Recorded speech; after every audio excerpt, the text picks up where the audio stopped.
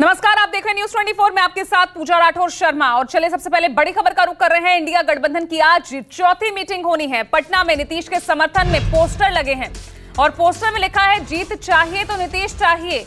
ये पोस्टर पटना में देखने को मिल रहे हैं। पोस्टर पर यह भी लिखा है एक निश्चय और एक नीतीश चाहिए। दोपहर 3 बजे से मीटिंग शुरू हो जाएगी। लोकसभा चुनाव की रणनीति पर चर्चा के लिए ये विपक्षी नेताओं के बीच ये मीटिंग काफी अहम मानी जा रही है। बैठक में विपक्ष की 27 पार्टियों के नुमाइंदे शामिल होने की उम्मीद है। हालांकि झारखंड से हेमंत सोरेन वो नहीं पहुंच रहे हैं, उनकी जगह पार्टी के ही 3 अहम जो अधिकारी हैं वो यहां पर शामिल होंगे। लेकिन देखिए ये पोस्टर जो कि पटना में सामने आया है, जिसमें एक बार फिर से नीतीश कुमार को ही पीएम पद का उम्मीदवार जताने की कोशिश की गई है। लिखा है एक निश्चय चाहिए एक नीतीश चाहिए। तो इस तरह के पोस्टर जो हैं वो पटना में नजर आ रहे हैं। अगर सच में जीत चाहिए तो फिर एक निश्चय चाहिए एक नीतीश चाहिए। इधर और भी कई नाम हैं, क्योंकि इससे पहले भी अलग अलग पार्टियों में हमने देखा है किस तरह से अपने अपने प्रमुख को पीएम पद के उम्मीदवार के दावेदारी उनको बताया गया है। चाहे हम अखिलेश यादव की बात कर लें, ममता बनर्जी की बात कर लें या फिर अरविंद केजरीवाल की बात कर लें। इस वक्त मेरी मौजूदगी बिहार की राजधानी पटना के आर ब्लॉक चौराहे पर है। आप मेरे पीछे ये बड़ा सा होर्डिंग और पोस्टर देख सकते हैं, जिसमें साफ तौर पर लिखा हुआ है कि अगर सच में जीत चाहिए तो फिर एक निश्चय चाहिए एक नीतीश चाहिए। निश्चित तौर पर एक तरफ देश की राजधानी दिल्ली में आज इंडिया गठबंधन की चौथी बैठक चल रही है और दूसरी तरफ पटना में यह पोस्टर लगाया गया है, जो पटना के हर चौक चौराहे पर लगाया गया और उसमें यह मांग किया गया है कि अगर नीतीश कुमार को चेहरा बनाया जाता है इंडिया गठबंधन का तो जीत जो है वह सुनिश्चित हो जाएगी। और मैं आपको बताना चाहता हूं कि इंडिया गठबंधन की पहली बैठक बिहार की राजधानी पटना में हुई थी और उसके बाद यह माना जा रहा था कि आने वाले समय में नीतीश कुमार को संयोजक का पद मिल सकता है। लेकिन आज तक यानी 3 बैठक खत्म होने के बाद भी आज तक ऐसा नहीं हुआ। हालांकि लगातार जदयू के नेताओं और कार्यकर्ताओं के तरफ से यह मांग समय समय पर की जा रही है कि नीतीश कुमार को संयोजक बनाना चाहिए इंडिया गठबंधन को, क्योंकि नीतीश कुमार की छवि जो है वह बेदाग है। और लेकिन अभी तक ऐसा नहीं हुआ इंडिया गठबंधन के तरफ से। ना ही नीतीश कुमार को संयोजक बनाया गया और ना ही प्रधानमंत्री का उम्मीदवार बनाया गया। आज एक तरफ चौथी बैठक चल रही है, दूसरी तरफ जदयू के नेता और कार्यकर्ताओं के तरफ से यह मांग की जा रही है कि अगर 2024 में जीत चाहिए, अगर सुनिश्चित करनी है तो नीतीश कुमार को ही चेहरा बनाना होगा। हालांकि ये जो बैनर और पोस्टर लगाया गया है पटना के हर चौक चौराहे पर, इसमें कोई नाम नहीं है, यानी किसने लगाया है इस चीज़ का मेंशन पोस्टर और बैनर में नहीं किया गया है। लेकिन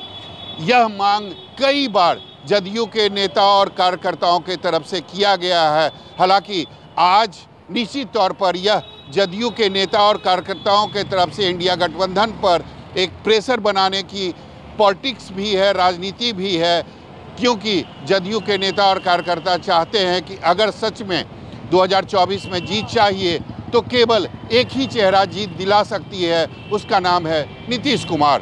कैमरामैन डीसी के साथ सौरभ कुमार, पटना, न्यूज 24।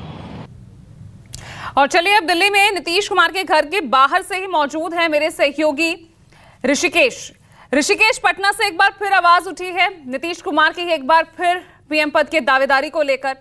और हो भी क्यों ना भाई, सूत्रधार गठबंधन के वही रहे हैं तो प्रबल दावेदार तो वही हैं। तो क्या आज ये प्रेशर पॉलिटिक्स जो करने की कोशिश की गई है वो काम आती नजर आएगी? और हलचल क्या है, क्योंकि अब बहुत ज्यादा वक्त रह नहीं गया मीटिंग को लेकर, 3 बजे स्टार्ट होनी है।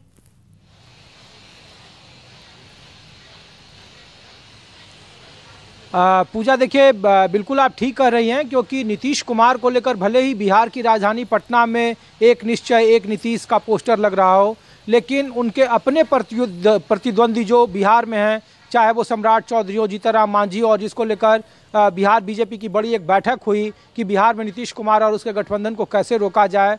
उन्होंने स्पष्ट कहा कि नीतीश कुमार कोई चुनौती नहीं है, नीतीश कुमार बेहद खराब स्वास्थ्य के लिए जूझ रहे हैं। लेकिन दूसरी तरफ इस बैठक के पहले उनकी अखिलेश यादव से फ़ोन पर बात हुई। उनके जो करीबी मंत्री संजय झा हैं वो लगातार दूसरे दल के नेताओं के संपर्क में हैं और जो बार बार ये चर्चा हो रही कि क्या आज इस बैठक में कोई संयोजक पद के उम्मीदवार का ऐलान होगा या कोई चेयरमैन होगा, क्योंकि सामना में जब उद्धव ठाकरे जो लिखते हैं कि मजबूत चेहरे के मुकाबले एक चेहरा देना होगा इंडिया गठबंधन को, तो इसका मतलब वो बार बार कह रहे हैं कि चेहरे बनाम चेहरा में एक विकल्प पर आज चर्चा होनी चाहिए। तो आज की जो बैठक 3 बजे से शुरू है उसमें चाहे नीतीश कुमार हो, ममता बनर्जी हो, अरविंद केजरीवाल हो, जो एक मुफीद माहौल पहले 3 बैठकों में नहीं दिखा था वो आज की बैठक में दिख रहा है और उसमें बहुत हद तक योगदान सत्ता पक्ष का बताया जा रहा है। 92 सांसदों का निलंबन और विपक्ष को मजबूत कर रहा है। ईडी की तरफ से जो समन केजरीवाल को दिया गया है वो भी अब गिले शिकवे भुलाकर कांग्रेस के बैनर तले आना चाहते हैं, इसलिए वो दिल्ली और पंजाब दोनों मिलाकर 13 लोकसभा सीटों पर दावा कर रहे हैं। वो कह रहे हैं कि कुछ और आगे पीछे होगा। तो सीट शेयरिंग का प्रेशर जरूर है, नीतीश कुमार हो, अखिलेश यादव हो। उत्तर प्रदेश एक बड़ी चुनौती है गठबंधन के लिए। तो इसके पहले देखिए कांग्रेस कितना संजीदा दिखी कि उत्तर प्रदेश कांग्रेस की अहम बैठक हुई, उन लोगों ने शीर्ष नेतृत्व को तय कर दिया समाजवादी पार्टी से गठबंधन होना चाहिए, ये उत्तर प्रदेश कांग्रेस कमेटी कह रही है। राहुल गांधी, प्रियंका गांधी को चुनाव लड़ना चाहिए, सहारनपुर से लेकर लखनऊ तक यात्रा निकाली जानी है। तो कांग्रेस तैयारी की मुद्रा में है।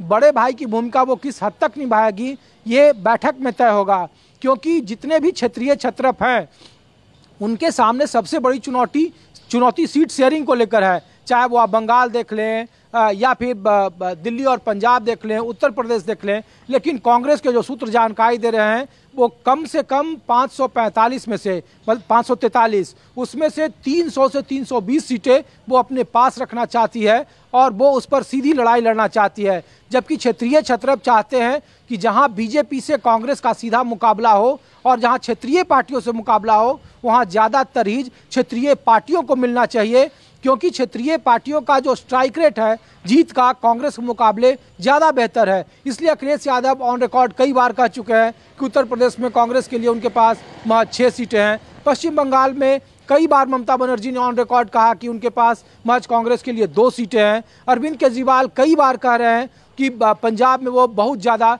तो 4 सीटें छोड़ सकते हैं, 3 सीटें दिल्ली में छोड़ सकते हैं। तो क्षेत्रीय छत्रप नीतीश कुमार कई बार कह चुके हैं कि कांग्रेस के लिए वहाँ बहुत ज़्यादा गुंजाइश नहीं है। हेमंत सोरेन वहाँ बार बार कह रहे हैं कि वो आधी सीटों पर चुनाव लड़ना चाहते हैं। तो इन सभी राज्यों को मिलाकर तकरीबन 150 लोकसभा की सीटें ऐसी है जहां क्षेत्रीय छत्रप बीजेपी के मुकाबले सीधे लड़ाई में है और वो करीब करीब उत्तर भारत का जो राज्य है और कुछ पश्चिम का राज्य है वहां सीधी लड़ाई है। तो कांग्रेस क्या इस रुख को आगे कैसे बढ़ाती है, सीट शेयरिंग के फार्मूले पर किस तरीके से बात होती है। कांग्रेस ने इसके पहले की बैठकों में कई बार